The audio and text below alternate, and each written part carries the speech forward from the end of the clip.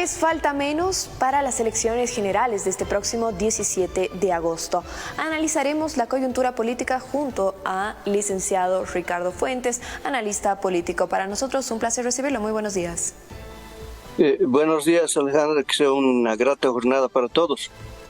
Igualmente, licenciado, por favor, queremos hablar acerca de cómo es que se va desarrollando la política en Bolivia. Nos encontramos a poco menos de 2 meses para que se generen las elecciones generales. Actualmente existe un panorama un poco más claro. Ya tenemos las 10 alianzas, fuerzas políticas que estarán presentes y ya se han empezado a ver las campañas también acorde. Surgen diferentes polémicas con respecto a algunos miembros enlistados como candidatos. Llama la atención lo sucedido con la candidata senadora más bien de Alianza Unidad, que habría recibido diferente repercusión, ¿no? Acusaciones de estar relacionada con el narcotráfico. Las acusaciones de el involucramiento de personajes vinculados al narcotráfico con los partidos políticos, con la misma administración del Estado han sido frecuentes y tienen larga data. Esto viene desde los años 70 del siglo pasado. Y lamentablemente la forma en que se encaran no es la apropiada. Hemos tenido oportunidad de ver un reciente debate en Televisión Nacional Chilena para las primarias y el nivel es distinto del enfoque político propositivo, ¿no? Tal vez porque también el desarrollo institucional sea diferente y no se trata de hacer copias, sino de establecer el propósito de las instituciones como son los partidos políticos en la democracia. Tratándose de un delito transnacional, es lógico suponer que el narcotráfico va a tratar de penetrar en las estructuras del Estado, de los partidos políticos, de las instituciones e inclusive de las organizaciones civiles. Esto es comprensible porque trata de expandir sus áreas de influencia para vulnerar la capacidad de resistencia de los estados y la sociedad.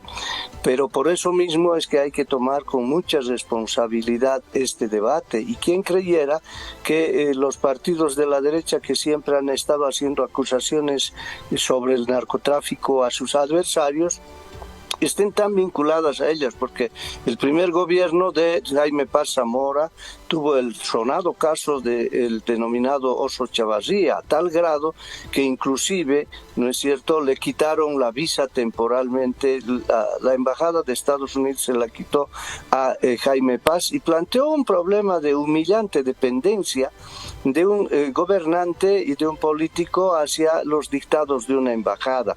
Para eso pues plantean alguna vez el retorno de la DEA para doblar la cerviz los políticos y no es así. En el tema del narcotráfico tiene que haber una postura de dignidad nacional, de lucha soberana contra este flagelo. Licenciado, y por eso también, sí, le escucho. Algo que nos hace llamar la atención, ¿no? Debido a, bueno, este tipo de informaciones que deben de ser investigadas y corroboradas, pero es lo siguiente: para realizar y gestionar toda una campaña política a nivel nacional se necesitan recursos. ¿De dónde vienen estos recursos? Más allá si hablamos de un partido de izquierdas, de derechas o de centro, ¿realmente hay un ente que esté regulando de dónde vienen los recursos para financiar las campañas de cada una de estas alianzas o fuerzas políticas? Sí, está establecido que el Tribunal Supremo Electoral es quien fiscaliza la administración de los recursos asignados y utilizados para el propósito del desempeño electoral de los partidos políticos. Sin embargo, este control es difuso y se ha visto ya por las anteriores rendiciones de cuentas que, bueno, de ninguna manera ha representado una garantía para que le asegure a la ciudadanía que hay una fuente esclarecida de recursos para propósitos electorales, ¿no? Y que esta es administrada de manera abierta hacia el público. No es así. Ahora mismo, si usted observa las respuestas que dan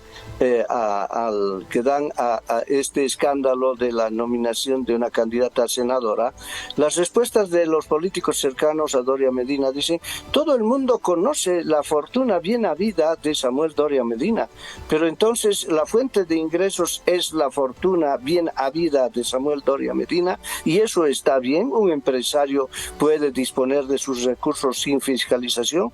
¿Cuál será el propósito? ¿De qué manera va a recuperar esos recursos? ¿No es cierto? Entonces, no es que se diga que o procede del narcotráfico o que Samuel Doria Medina pone de sus alforjas, de ninguna manera, sino que tiene que estar bien esclarecida, transparentada, ¿no?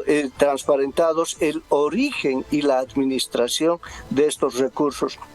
Por eso un cambio que debería plantearse y que haría buena muestra de buena fe de los partidos políticos sería habilitar una página web en la que le muestren a la ciudadanía cuánto poseen para su campaña, cuál es el origen de esos recursos y en qué medida están gastando.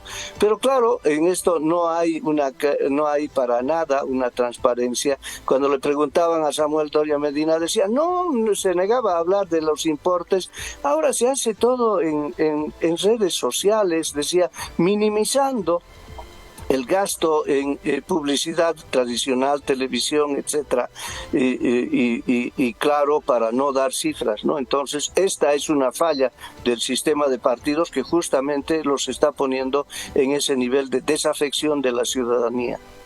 Con respecto a la habilitación de algunos candidatos, ¿no? Hay uno que continúa en vilo su candidatura y hablamos de Jaime Dum. ¿Qué es lo que sucede con esta situación? Entendemos que es importante establecer la situación fiscal por la que está atravesando, pero esto podría llevar un tiempo. En relación a los plazos que se necesitan y podrían ya cumplirse, ¿en qué momento los bolivianos podríamos tener esta situación más clara? Porque Jaime Dum se está perfilando también con una fuerza bastante importante a través de las redes sociales. Hasta este jueves es que está el plazo establecido para que se cambien las listas en los casos de renuncias, inhabilitaciones y, claro, fallecimiento que no se han dado. Y extraordinariamente hasta el 3 de julio, pero sin incorporación en la papeleta porque no daría los tiempos tampoco para hacer las modificaciones. Entonces, esos son los plazos, pero el caso de Jaime Dum era solamente una solvencia fiscal, ¿no? Y eso no tiene por qué demorar más si las cuentas están claras, y más todavía tratándose de una persona del ámbito en el que maneja muy bien el tema financiero, ¿no? Debería ser así, por lo menos. ¿Qué es lo que sucede entonces? ¿Por qué se le está dando tantas largas como para que la solvencia fiscal sea de una vez resuelta? A grandes rasgos él habla de obstáculos burocráticos, pero no ha precisado de ninguna manera cuáles son esos obstáculos, ¿no? Entonces parece ser que esa dificultad que debió haber previsto oportunamente, ¿no es cierto?, lo tiene con esa dificultad de formalizar su inscripción, ¿no? Pero muy mal antecedente, ¿no? Quien va a conducir, pretende conducir la nave del Estado, que no tenga a última hora los documentos mínimos que son necesarios para viabilizar su candidatura. En caso de que se viabilice la candidatura de Jaime Dum, la oposición se vería más fragmentada aún. ¿Cómo cree que esto podría afectar al tablero político?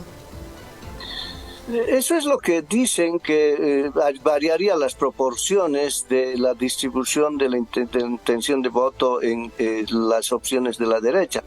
Pero es lo mismo, yo no le cifro gran actuación porque todo su andamiaje, su pretendida importancia política está dada por las estimaciones que se hacen, los análisis sobre las encuestas que se han estado presentando. Pero Jaime Dum aparece de la nada, ¿no es cierto?, sin antecedentes en la política y sí en la administración del Estado. ¿no? Y sin partidos, sin tradición política, ¿no? Entonces, no hay milagros, no hay esa ruptura de una persona insurgente antisistema milagrosamente por el discurso. Eso puede caber seguramente en otras sociedades. La sociedad boliviana está muy madurada políticamente en el sentido de que ha experimentado todas las recetas, ¿no? Tanto de izquierda y de derecha, todos los modelos. Ya no es posible que insurja un personaje antisistema en cuestión de semanas y que, bueno, el personaje en cuestión tenga hasta dificultades para presentar la documentación básica, ¿no? Entonces yo dudo mucho que tenga la proporción que le atribuyen para disminuir significativamente a los otros candidatos de la derecha. Si eso ocurre, va a ser mínimamente en el orden de un 5%, 7% máximo. Bueno, son algunas de las características, ¿no?, que definen a un candidato outsider, que es lo que se ha estado viendo en diferentes países. Estados Unidos ha presentado alguno, Argentina también, con Milei, y bueno, habrá que ver cómo es que se desarrolla esta información. Por otro lado, algo que también genera bastante repercusión, dudas en la población, es qué es lo que sucede en relación a Andrónico Rodríguez y el candidato o candidata a la vicepresidencia. ¿Cómo podría esto también modificar el tablero político? Vacilante la actitud de Andrónico Rodríguez. Ya tendría que tener definida esa situación. Parece que teme deshacerse de su candidata, que ha sido cuestionada por sus propios parciales. Y esto muestra más de lo mismo, de que, bueno, no ha tenido todavía la capacidad para insurgir como un político con aplomo, ¿no? Y que decida inmediatamente lo que corresponde, porque son situaciones apremiantes estas, ¿no? La ciudadanía está expectante, ¿no? Entonces, en la administración del Estado, quienes pretenden alcanzar esa situación, se necesitan respuestas rápidas, con aplomo, es decir, que no den la imagen de una debilidad por indecisión. Y este es el caso, ¿no? Está dando sus primeros pasos en política, pero política candente. Lo hemos visto en el Senado, siempre diluyendo, distrayendo las decisiones, dejándolas para más adelante, y eso aquí no funciona. Probablemente en el Senado, que no es muy bien visibilizado por la dinámica política, no se haya percibido bien, pero aquí en este momento y en periodo electoral le hace mucho mal la indecisión.